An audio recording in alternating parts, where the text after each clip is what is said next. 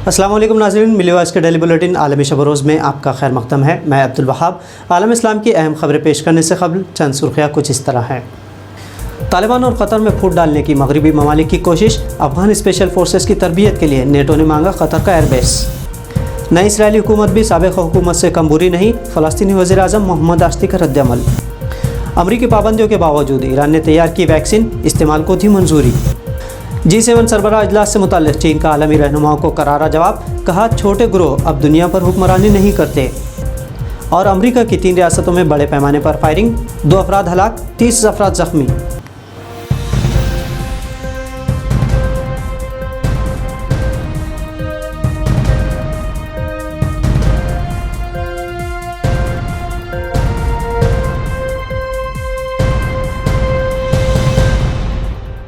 अब खबरें तफसील से।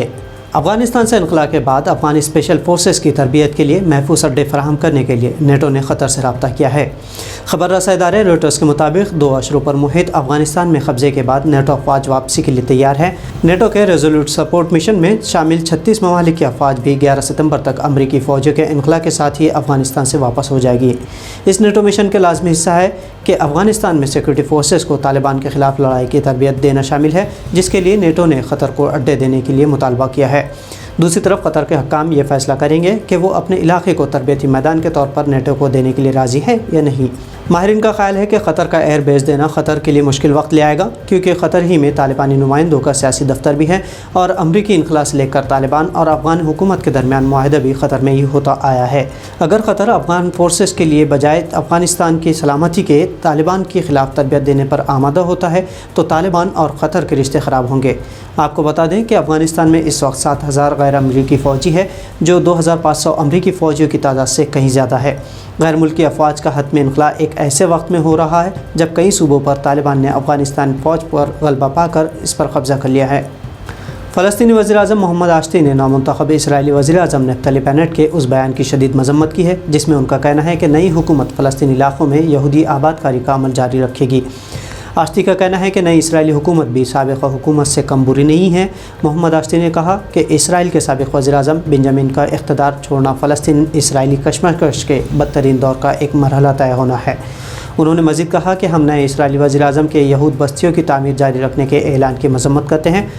हम इस बात का भी अदा करते हैं कि हमारे अवाम को उन कोशिशों का मुकाबला करते रहेंगे। मोहम्मद आश्ती ने मकबूजा बैतुल मुक़द्दस में यहूदी इंतहा पसंदों को सड़कों पर परचम बरदार जुलूस निकालने की इजाज़त देने की मज़म्मत करते हुए इसे ख़तरनाक करार दिया है। उनका कहना था कि इसराइली इंतहा पसंदों को जुलूस निकालने की इजाज़त देने के तमाम नताइज और मुज़मिरात की ज़िम्मेदारी इसराइली हुकूमत पर आयद होगी।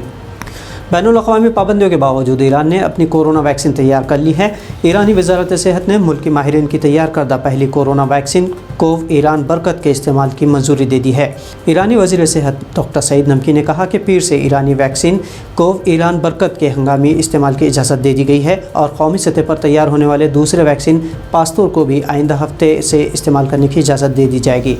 उन्होंने उम्मीद ज़ाहिर की कि रवा मौसम ख़ज़ा के अख्ताम तक मुल्क की पूरी आबादी के वैक्सीनेशन का अमल ख़त्म कर दिया जाएगा। काबिल ज़िक्र है कि ईरानी माहिरीन के तैयार करदा पहली कोरोना वैक्सीन कोव ईरान बरकत की इंसानी आजमाइश और क्लिनिकल ट्रायल का आगाज़ गुज़िश्ता साल दिसंबर के आखिर में किया गया था। अमरीका के गैर इंसानी और ज़ालिमाना पाबंदियों के बावजूद ईरानी माहिरीन ने कोरोना वायरस के मुकाबले के लिए कई तरह के वैक्सीन और दवाओं की तैयारी में कामयाबी हासिल की है, जिसे दुनिया के साइंटिफिक हलकों ने काफ़ी सराहा है। इधर चीन ने G7 के आलमी रहनुमा को मुतनब्बे किया है कि वो दिन गए जब छोटे ममालिक के ग्रोह दुनिया की किस्मत का फ़ैसला किया करते थे। लंदन में चीनी सफारत खाने के तर्जुमान का यह बयान एक ऐसे वक्त में सामने पेश आया जब G7 सरबराह इजलास में अमरीका समेत दीगर आलमी रहनुमाओं ने चीन का मुकाबला करने के लिए एक नए मनसूबे पर इत्तेफाक कर लिया है। इस मनसूबे के तहत तरक्की पजीर ममालिक में चीन की सरमायाकारी का मुकाबला करने के लिए G7 ममालिक आलमी सतह पर इंफ्रास्ट्रक्चर पर पैसे खर्च करेंगे। G7 रहनुमाओं ने जमहूरी ममालिक में 400 खरब रुपयों के माली इंफ्रास्ट्रक्चर तामीर करने का वादा किया है, जो कि चीन का रसूख कम करने के और उसके बेल्ट एंड रोड मनसूबे का मुकाबला करेगा। आलमी खबर रसा इदारे रॉयटर्स के मुताबिक लंदन में चीनी सफारत खाने के तर्जुमान का कहना था कि वो दिन कब के चले गए जब छोटे ममालिक के ग्रोह दुनिया की किस्मत का फ़ैसला किया करते थे। हम समझते हैं कि छोटे बड़े, मजबूत कमज़ोर, अमीर और गरीब हर तरह के मुल्क बराबर हैं और ये कि आलमी उमूर पर तमाम ममालिक की मुशावरत के बाद फ़ैसले होने चाहिए। امریکہ میں گن کلچر کے سبب اکثر دہشت گردی کے واقعات رونما ہوتے ہیں۔ امریکہ میں حالیہ 3 مختلف ریاستوں میں اجتماعی فائرنگ کے نتیجے میں 2 ہلاک اور کم از کم 30 افراد زخمی ہوئے ہیں۔ یہ حملے ٹیکساس، شکاگو اور جارجیا میں ہوئے۔ پہلا حملہ آسٹن میں پیش آیا جہاں فائرنگ سے 14 افراد زخمی ہوئے۔ یہاں 2 مشتبہ حملہ آوروں میں سے ایک کو گرفتار کیا گیا ہے۔ دوسرا حملہ شکاگو میں کیا گیا جہاں فٹ پاتھ پر کھڑے ایک گروپ پر 2 افراد نے فائرنگ کر کے ایک عورت کو ہلاک کر دیا اور 9 لوگوں کو زخمی کر دیا۔ حالانکہ شوٹر بھاگ کھڑے ہوئے جن کی تلاش پولیس کر رہی ہے۔ تیسرا حملہ جنوبی جارجیا کے شہر سابنا میں پیش آیا جہاں فائرنگ سے ایک شخص ہلاک اور 7 شہریان زخمی ہوئے۔ ان زخمیوں میں سے ایک 18 ماہ کا اور ایک 13 سال کا، اس طرح سے 2 بچے بھی شامل ہیں۔ آپ کو بتا دیں کہ اس سال امریکہ میں 8700 سے زیادہ افراد اس طرح کے بندوق کے تشدد سے ہلاک ہوئے ہیں۔ امریکہ میں سال 2020 میں 600 سے زیادہ بندوق برداروں کے حملے ہوئے تھے۔ اس سال امریکہ میں شروع کے 5.5 مہینوں میں اب تک کم از کم 266 مرتبہ فائرنگ کی جا چکی ہے۔ تو ناظرین، عالمی شب روز بلیٹن میں یہ تھی آج کی اہم خبریں۔ دیگر قومی خبروں سے آگاہی کے لیے ملی وائس کو سبسکرائب اور فالو ضرور کریں۔ عبدالوہاب کو اجازت دیجیے۔ اللہ حافظ۔